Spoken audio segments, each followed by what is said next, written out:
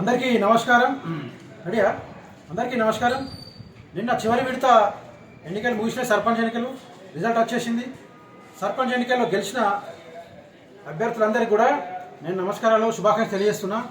ముఖ్యంగా మీ గ్రామాల పేర్లు కొన్ని గ్రామాలు మీరు అభివృద్ధి చేస్తారు, మీరు డెవలప్ చేస్తారు, సరే అది ప్రాసెస్లో బాగా జరుగుతుంది. కానీ కొన్ని గ్రామాలలో ఒక కాసిం రాజీవ్ గారు, వెంకట నిజాం నవాబ్ గారు, కొంత హౌలగాలు పెట్టిన పేర్లు కొన్ని ఊర్లకు ఉన్నాయి.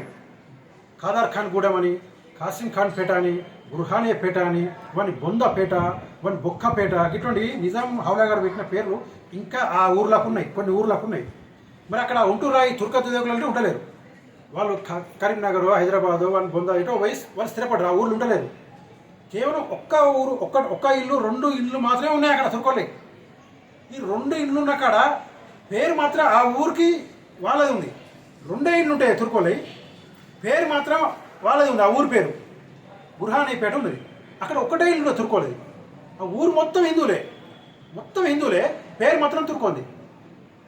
మరి ఎంత శోచనం తెలుసా ఇది?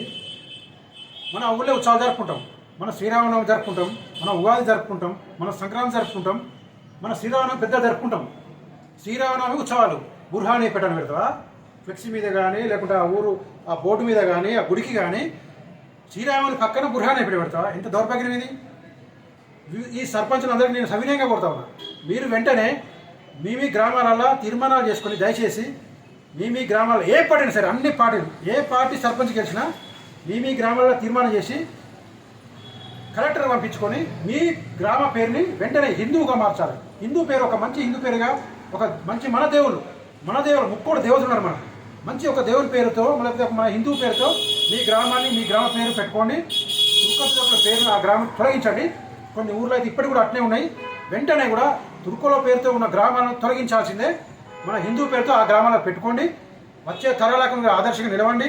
మన దేవుల పేరు పెట్టుకొని మన హిందువుల ఐక్యతను కాపాడాలని చెప్పి సవినయంగా మీ అందరినీ కోరుతా ఉన్నాను. జై శ్రీరామ్.